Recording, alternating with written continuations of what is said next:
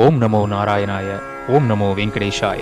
நீங்கள் இதுவரை நமது சேனலை சப்ஸ்கிரைப் செய்யவில்லை என்றால் உடனடியாக சப்ஸ்கிரைப் செய்து ஒரு துளி ஆன்மீக அனுபவம் பெற்றிடுங்கள். ஒரு துளி ஆன்மீக அன்பர்களுக்கு நமஸ்காரம். இன்று இந்த காணொளியில் நாம் காண இருப்பது உத்பன்ன ஏகாதசி விரத மகிமை. பவிஷ்ய புராணத்தின் உப புராணமான உத்தர புராணம், இதுவே பவிஷ்யோத்தர புராணம் என்றும் அழைக்கப்படுகின்றது. உத்தர புராணத்தில் பகவான் ஸ்ரீகிருஷ்ணர் அர்ஜுனனின் சந்தேகங்களுக்கு விடையளிக்கும் வகையில் நடைபெற்ற சம்பாஷணையில் ஏகாதசி தோன்றிய விதம் பற்றி எடுத்துரைக்கின்றார். எப்பொழுதுமே ஒரு விஷயத்திற்கு உரியவர் அதன் காரணகர்த்தா.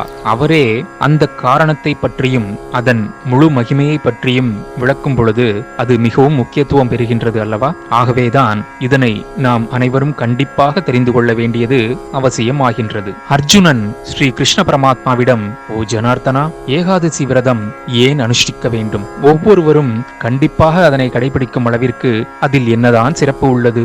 மேலும் ஒருவர் ஏகாதசி முழுவதும் உண்ணாமல் இருந்தாலோ அல்லது மாலை வரை விரதம் கடைபிடித்து இரவு மட்டும் உணவு உண்டால் அதற்கு என்ன பலன் என்று கூறும்படி கேட்கின்றார். ஸ்ரீ கிருஷ்ண பரமாத்மா அர்ஜுனனுக்கு எடுத்துரைத்த விளக்கங்களை நாம் இங்கே நமது ஒரு துளி ஆன்மீகம் குழு அன்பர்களுக்காக தொகுத்துள்ளோம். ஸ்ரீ கிருஷ்ண பரமாத்மா கூறுகின்றார், ஓ பார்த்தா, சத்திய யுகத்தில் மிருகசீரிஷ மாதத்தில் கிருஷ்ணபட்சத்தில் வரக்கூடிய 11ஆம் நாள்தான் உலகில் முதலில் ஏகாதசி விரதம் தோன்றிய தினமாகும். அதனை பற்றி விரிவாக கூறுகிறேன் கேள் என்று கூறி மேலும் விவரிக்கின்றார். முன்னர் சத்திய யுகத்தில் முரா என்ற அரக்கன் ஒருவன் தனது பராக்கிரமத்தால் இந்திரலோகத்தை கைப்பற்றி இந்திரன் மற்றும் பஞ்சபூத தேவர்களையும் அடித்து விரட்டிவிட்டு தானே இந்திரலோகத்தை ஆட்சி புரிந்தான். இதனால் தேவர்கள் மற்றும் இந்திரன் அனைவரும் பயந்து ஒளிந்து வாழ்க்கை நடத்தி வந்தனர். அவனை எதிர்கொள்ள வழியற்ற சூழலில் பகவான் விஷ்ணுவிடம் தஞ்சமடைந்து தமது நிலையை எடுத்து கூறி இந்திரன் மற்றும் மற்ற தேவர்கள் அனைவரும்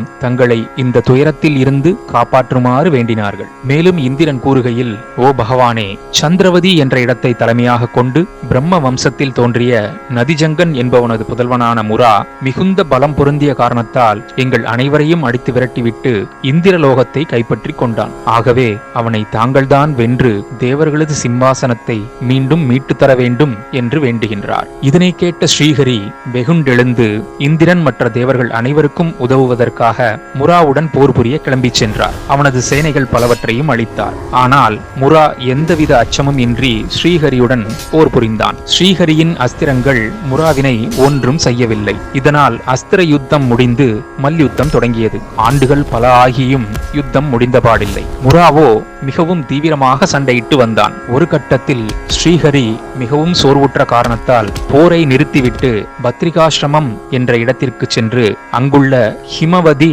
எனும் 96 மைல் விட்டமும் ஒரே ஒரு வாசல் மட்டும் கொண்ட அழகிய குகைக்கு சென்றார். அங்கு அவர் யோக நித்திரையில் ஆழ்ந்தார். ஆனால் முராவோ அவரை விடாமல் பின்தொடர்ந்து அங்கும் சென்றான். அங்கு அவர் உறங்கிக் கொண்டிருக்கிறார் என்றெண்ணி அவரை தாக்க முற்படுகையில் ஸ்ரீஹரியின் உடலில் இருந்து உருவான ஒரு அழகிய பெண்மணி தனது கையில் வெவ்வேறு ஆயுதங்களுடன் முரா முன் தோன்றி அவனை போருக்கு அழைக்கின்றாள். முரா இதனை சற்றும் எதிர்பாராதவனாக இருப்பினும் உடனே அவனும் போரிடத் தொடங்குகின்றான். ஆனால் மிக எளிதாகவும் லாவகமாகவும் அதே நேரம் ஆக்ரோஷமாகவும் போரிட்டு முராவின் தலையை கொய்து விடுகின்றாள் அந்த அழகிய இளம்பெண். பின்னர் சில மணி நேரங்கள் கழித்து யோக நித்திரையில் இருந்து வெளிவந்த ஸ்ரீஹரி ஆச்சரியத்துடன் தன்முன் தலை கொய்து கிடக்கும் முராவையும் மற்றும் அந்த அழகிய இளம்பெண்ணையும் காண்கின்றார். அந்த பெண்ணை பார்த்து, நீ யாரம்மா என்று ஸ்ரீஹரி வினவுகின்றார். அந்த பெண் இரு கை கூப்பி வணங்கி, பிரபு, தாங்கள் யோக நித்திரையில் இருந்த நேரத்தில் தங்களை கொல்ல வேண்டும் என்ற எண்ணத்தோடு வந்த அரக்கனை கொள்வதற்காக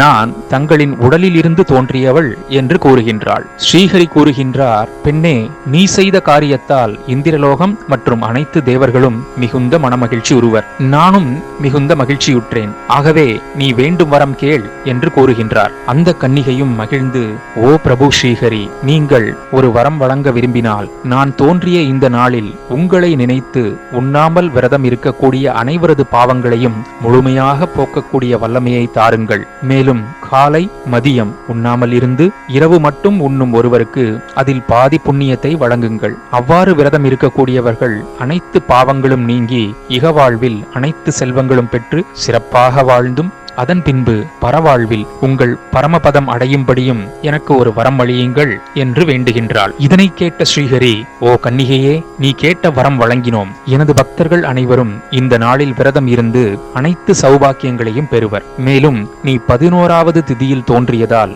உனது பெயர் ஏகாதசி என்று அழைக்கப்படும். ஏகம் என்றால் 1, தசம் என்றால் 10. ஆகவே 1 மற்றும் 10 இரண்டையும் கூட்டி வரக்கூடிய 11 என்பது ஏகாதசி என்று உருவானது. இந்த ஏகாதசி நாளில் விரதம் இருக்கும் அனைவரது பாவங்களையும் நான் எரித்து சாம்பலாக்கி விடுவேன் என்று கூறுகின்றார். அன்று முழுவதும் விரதம் இருப்பவர்கள் அஸ்வமேத யாகம் செய்த பலன்களை பெறுவார்கள் என்று கூறுகின்றார். அதனோடு மேலும் கூறுகையில், எப்படி வளர்பிறை மற்றும் தேய்பிறையில் திருதியை 3ஆம் நாள், அஷ்டமி 8ஆம் நாள், நவமி 9ஆம் நாள், சதுர்த்தசி 14ஆம் நாள் ஆகிய திதிகள் எனக்கு பிரியமான நாட்களோ, அந்த வரிசையில் ஏகாதசி திதியும் எனக்கு பிரியமான நாளாக இருக்கும் என்று கூறி ஆசி வழங்கினார். இவ்வாறாக ஏகாதசி தோன்றிய கதையை அர்ஜுனனிடம் கூறிய ஸ்ரீ கிருஷ்ண பரமாத்மா அன்று செய்யக்கூடாத விஷயமாக கூறுகையில், அன்று மதியமோ அல்லது இரவோ வெளியிடங்களில் உணவு உண்பவர்கள் ஏகாதசி விரத மகிமை பற்றி உணராத அல்லது கடவுள் மறுப்பாளர்களுடைய இடங்களில் தயாரித்த உணவை உண்ணக்கூடாது என்றும் கூறுகின்றார். மேலும் விரதம் இருக்க முடியாதவர்கள் இந்த விரத கதையையும் பலனையும் பிறருக்கு எடுத்து கூறுவதன் மூலம் ஒரு பசுவினை ஒரு அந்தணருக்கு தானம் செய்த புண்ணியத்தினை பெறுகின்றார்கள். இந்த நேரத்தில் ஒரு சிலருக்கு அவர்களின் மனதில் வந்திருக்கக்கூடிய சந்தேகங்களைப் போலவே இந்த சிறியவனுக்கும் ஒரு சில சந்தேகங்கள் மனதில் எழுந்தன. அதாவது, பல ஆண்டுகள் பகவான் விஷ்ணுவாலேயே போரிட்டும் வெல்ல முடியாத முரா என்ற அரக்கனை ஒரு பெண்ணால் எப்படி உடனே எளிதாக வெல்ல முடிந்தது எனும் கேள்விதான் அது. இந்த சிறியவனின் சிந்தையில் தோன்றிய ஒரு சிறிய எண்ணம் இதுதான். நமது புராணங்களில் பல விஷயங்கள் மறைபொருளாக விளக்கப்பட்டிருக்கும். அதனை கருத்தில் கொண்டு இதனை ஏன் இவ்வாறு எடுத்துக்கொள்ளக்கூடாது? பகவானே பல ஆண்டுகள் முராவுடன் போரிட வேண்டியுள்ளது என்றால், அதாவது பரபிரம்மத்தை அடைவதற்கு முரணான விஷயங்களாகிய ஆணவம், கண்மம், மாயையுடன் போரிட்டு சோர்வாகி யோகத்தில் ஆழ்ந்ததால் அதன் மூலம் ஏகாதசி எனப்படும் விரதம் தோன்றியது. நமது அகக்கண்ணை திறக்க உதவும் விரதம் மூலம் ஒரே நாளில் மாயாவாகிய முரா என்ற அரக்கனை அழிக்க முடிந்தது என்று எடுத்துக்கொள்ளலாம் அல்லவா?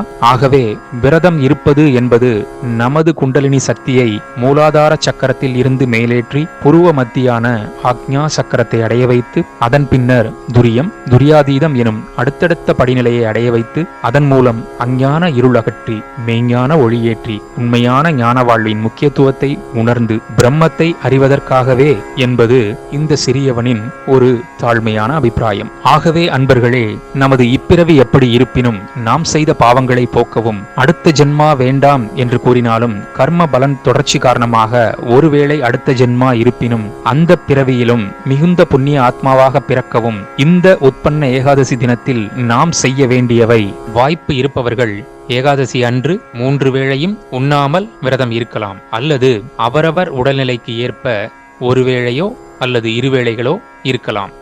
வாய்ப்பு இருப்பவர்கள் பழங்கள் மற்றும் பழச்சாறு மட்டும் அருந்தி விரதம் இருக்கலாம். அன்று நாள் முழுவதும் பகவான் நாமாவை ஜெபிக்கலாம். அவரவர் இல்லங்களிலேயே பெருமாள் படத்திற்கு முன்பாக நெய் விளக்கேற்றி துளசி சாற்றி வழிபடலாம். இவை எவற்றையும் செய்ய முடியாத பட்சத்தில் கூட இருக்கும் இடத்திலிருந்தே மானசீகமாக பெருமாளை மனதார நினைந்து வேண்டிக் கொள்ளலாம். முழு நேரமும் நாம ஜபம் மட்டும் செய்து கொண்டே இருக்கலாம். விரதம் இருக்க முடியாதவர்கள் இந்த விரத கதையையும் பலனையும் பிறருக்கு எடுத்து கூறுவதன் மூலம் கோதானம் செய்த புண்ணியம் பெறுகின்றார்கள் என்று கூறப்பட்டுள்ளது. இந்த நேரத்தில் ஒரு முக்கியமான விஷயத்தை இங்கு பதிவு செய்ய நினைக்கின்றோம். நமது தாமிரா தர்ம ரட்சண சபா மூலமாக கலியுகத்திற்கு ஏற்ற வகையில் நமது குழு உறுப்பினர்களுக்கு இப்போதைய தண்டோரா மூலம், அதாவது சமூக வலைதளங்கள் மூலமாக ஒவ்வொரு ஏகாதசிக்கும் முதல் நாள் தசமி திதி அன்று ஏகாதசி விரதம் பற்றி ஒரு நினைவூட்டலை நாம் செய்து வருகின்றோம்.